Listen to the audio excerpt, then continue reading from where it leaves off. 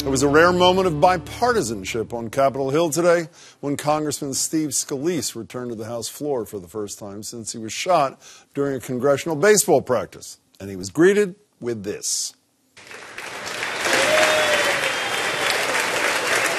A standing ovation on both sides of the aisle, but as quickly as Republicans and Democrats came together there, they're jumping back apart now that the long-awaited Trump tax reform plan is out. Instead of the 7 different income-based tax rates we have now, this plan has just 3, including a lower rate on wealthiest Americans. But so far, we don't know what the income thresholds would be. As for what we do know, the standard deduction would double, but at the same time, you wouldn't get personal exemptions anymore. Nor would you be allowed to deduct the income and property taxes you pay to local and state governments. Confused yet? I'm not done. The alternative minimum tax on the rich, gone. A state tax on the very rich, gone.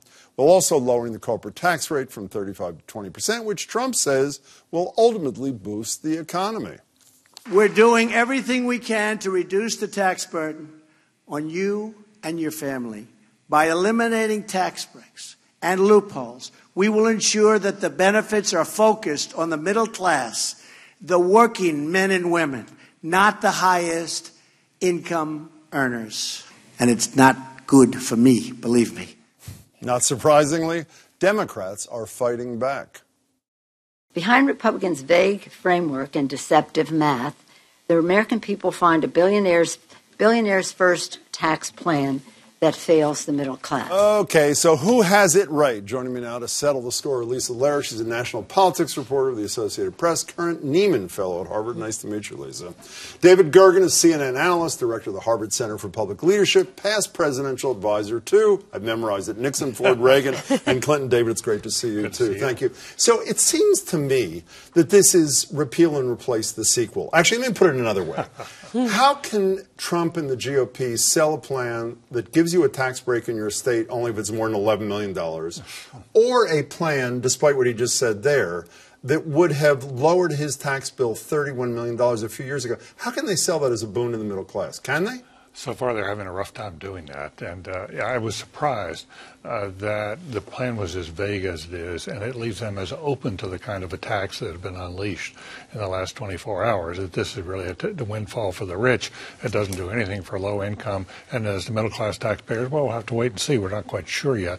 I do think, to be fair to the president, on one point, I think there is bipartisan agreement. What's that, corporate stuff? Yeah, if you lower the corporate tax rates, which are among the highest in the world, some would say the highest, you can encourage growth. The problem the president has is he's estimating growth that is just skyrockets. And every sort of serious analyst in the economics profession says, we'll see some growth, but it'll be very modest. You're nodding your head in agreement. Is that what I say here with this guy? Yes? Yeah, I mean, I think there's this idea that there's been this idea out there that for some reason taxes would be easier than healthcare reform. Right. And frankly, I think it's just crazy. Like, healthcare reform impacts a big swath of the economy, a large number of people. Taxes impact everybody. Corporate side and every single business. So this kind of thing, when Washington takes up these kinds of tax bills, it's a lobbying bonanza. Yeah, and the idea that it would be easier just has never made any sense. But if Donald Trump called you and said, listen, Scaramucci is gone, I need somebody new, can you market this for me? Could you market this? Thankfully, I don't think it's a job I would take, that's for sure. I mean, I think it's a hard sell. Certainly, Democrats are going to try to, especially given what's going on politically, right? You have this Republican Party that's really in this very strange place. They're trying to feel their way. How much power does Trump have? His guy lost, of course, in the Alabama special election. They don't quite know where the wind's going. They don't know how this is going to look. So we're in weird political times, and they're trying to sell something that's very difficult. How many trickle-down sales have you lived through in your lifetime? A bunch, right? Not quite double digits. Not quite double digits. See, here's my take based on what you said, David Gergen, a minute ago. My Nostradamus-ian, if that's a word, projection is they're going to end up just doing the corporate tax break because a lot of Democrats think that's a good idea, and then throw a bone or a crumb to the middle class so they can say, we did it for you, and we'll get back to everything later. Isn't that a likely outcome? That's an interesting point. I'd be interested in Lisa's point. Listen, I think almost all of the reforms he's pushing right now are smaller and later than anticipated. And I think that's going to be the case here. They can't get this passed, I think, this year. And because they left it so vague, it's just, I come back to that. It is so easy to go after this plan if you're a Democrat.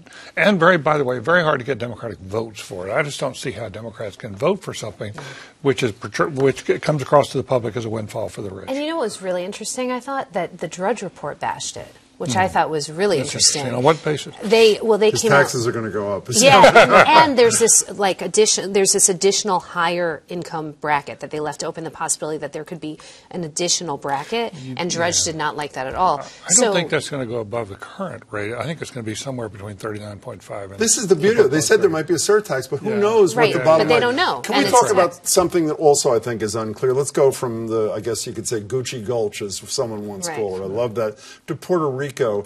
The president finally moved in the so-called Jones Act today. It'll be easier to get things in and out of Puerto Rico. But a lot of people who are not just never-Trumpers are saying this is his Katrina. Do you buy that, or is this still retrievable by the president? I mean, it doesn't look very good. And certainly you're seeing, in terms of the politics, a lot of the Florida lawmakers are really worked up about this, and they've been beating the drum that he needs to do more. In part, they're close. There's a huge Puerto Rican population. But the reason Florida Republicans are worried about this is the concern is that a lot of people from Puerto Rico move to Florida.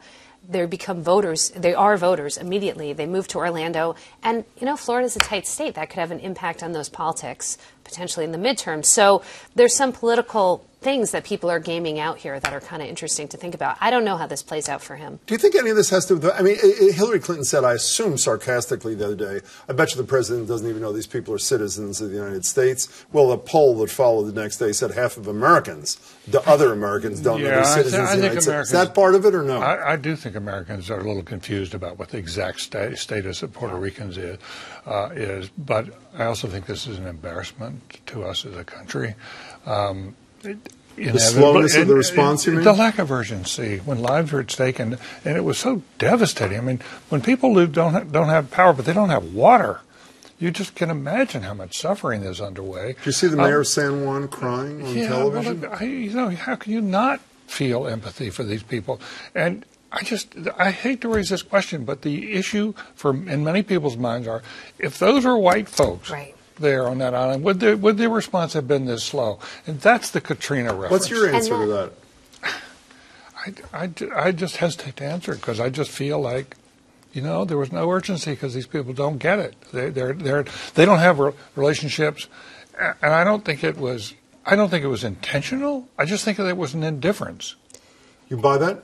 Well, when you overlay that, I certainly buy the racial component. And when you overlay that with what was going on with the NFL, it's really hard not to see the racial sort of dog whistles happening with this administration. But you know, the incredible, I was going to talk about the NFL. The incredible part of the NFL to me, I can't think of it, well, I'm sure I can, but at the moment I can't think of an issue where two sides are talking past each other so much. In one corner is Donald Trump and his supporters. This is all about patriotism, support for the flag, respect for America. And the other corner are mostly African-American athletes and some of their supporters who are trying to raise the issue of racial inequality, racial injustice in this country. I mean, for starters, does this have a shelf life? The first game since last Sunday is tonight, and then Sunday's only a few days away. Right. Was this a one-and-done kind of thing, or does this stick around? I think it can be a one-and-done. If the president wanted to cut it off, I think he could. I think there is a very simple solution. Which is? And that is the president could bless what the Dallas Cowboys did. And Jerry Jones, the owner, came out with the coaches and with the team. They took a knee together, locked an arm, took a knee together. They got up for the national anthem.